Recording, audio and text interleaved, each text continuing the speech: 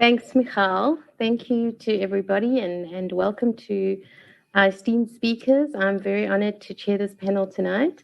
We are running a little bit short on time, so I'm not sure that I can address everybody's questions, but we've certainly had some interesting ones from the audience. And I think what I'm going to do is start off by just giving each panel member a question from the audience. So one for Karolina. This is from Laura Loja. What are the biggest barriers? Who needs to start pushing for inclusion of the gender lens? Universities, big pharmas, governments, NGOs? We can have your response on that, Karolina.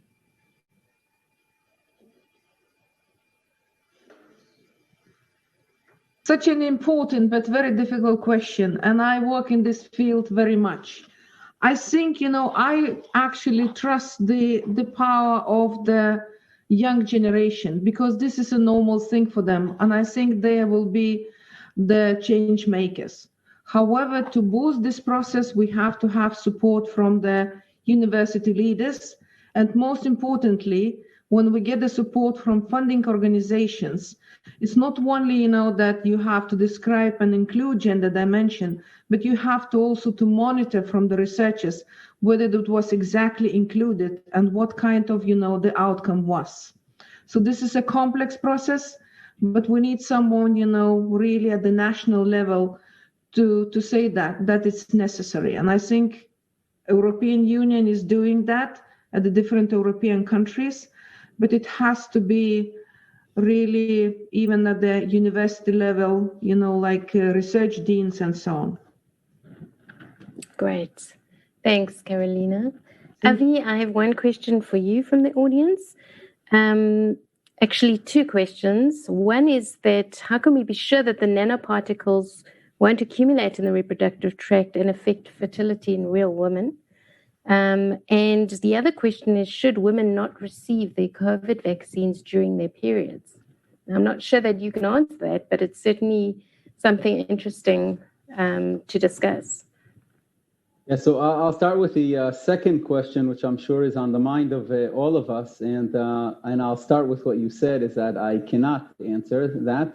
But I do think that we're in the midst of a pandemic. And of course, many studies need to be followed up now when we're administering and actually looking into these aspects. If we know that men and women are different in the way they actually, as was mentioned here by Valeria, in the way they actually respond to COVID, then also the way we treat women and men should also be most likely different. Today we don't have the time, so we're administering, but now the vaccine is out, and I hope the pharmaceutical companies are actually looking into that very much. Regarding the second question, I think it's a extremely important question. Looking at the menstrual cycle in the accumulation of nanoparticles, and I think disregarding of it is many times is not looking at where your patient actually is. So if your patient is at different states of the menstrual cycle, and you don't ask that as a physician, and it doesn't matter if it's a female or male physician, many times they won't ask that because that's as if outside the scope. Then I think we should start accounting for that too. It's extremely important. Great, thank you.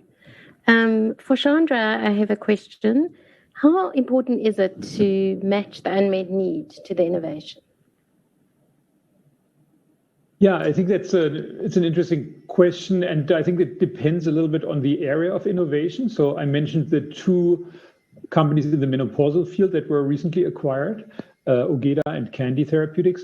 And it's interesting to note that both of these companies were actually using innovation that was originally directed at another field. So people were developing so-called NK1, NK3 receptor antagonists for different neurologic diseases.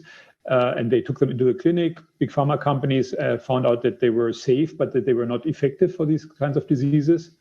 And then later on, it was found out that these same receptors play a role in thermoregulation and hot flushes during menopause. And so these companies could basically take an innovation that was directed at another field and reposition it into women's health. And that was very effective and allowed the companies to move very quickly. I think that's serendipitous development that you sometimes have in biotech. In other areas, I think it is more important to sort of from the beginning start. I mean, I think I mentioned the company in postpartum hemorrhage. This is a medical device, and it actually comes out of what would today be called a hackathon, where people were looking for novel medical device solutions for an important problem. Great, thank you. And for Valeria, I have a question in terms of if you only had resources to focus on one area in innovative research and technologies in women's health, where would that be? Well, if I were so lucky, I think for sure that I will push, especially after hearing Chandra's presentation.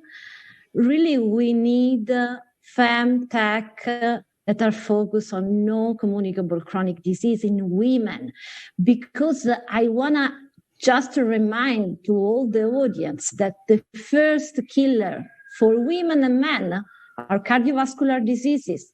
And we have a burden of metabolic syndrome, hypertension, diabetes, obesity that is killing more than COVID-19 pandemic.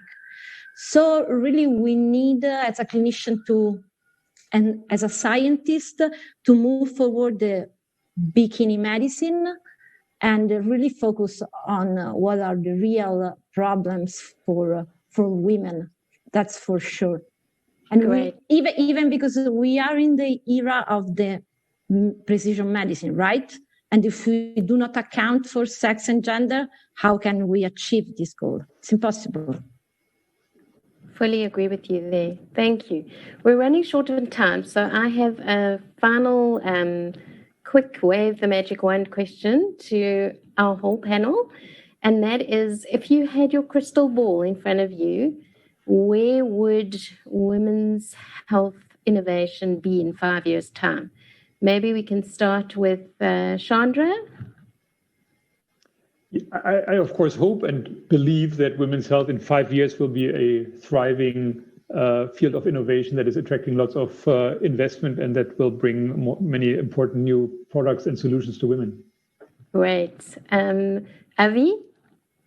Yeah, I would actually like to refer to what Karolina mentioned in her talk, and actually having models that we can study disease and develop therapeutics for females and males. Today, we get a cell line, and we don't know, is it a male, female, and sex actually goes all the way from the whole body down to each single cell.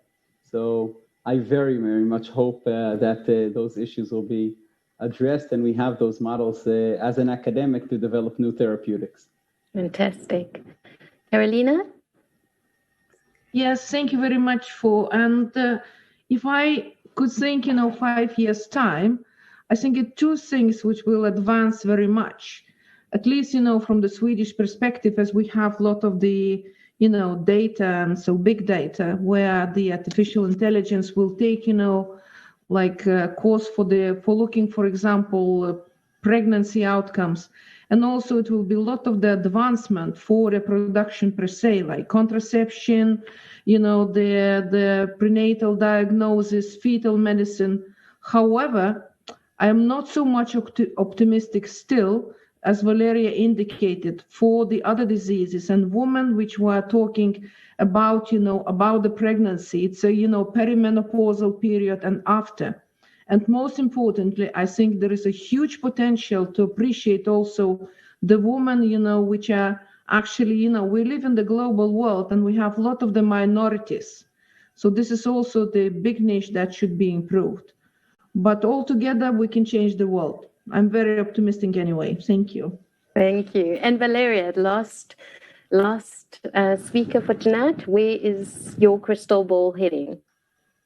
I hope to see more preventive strategy to address health concern in women and men using approaches that are gender sensitive, meaning that we really need to take into account where we live, who we are, if we want to improve outcome of our patient.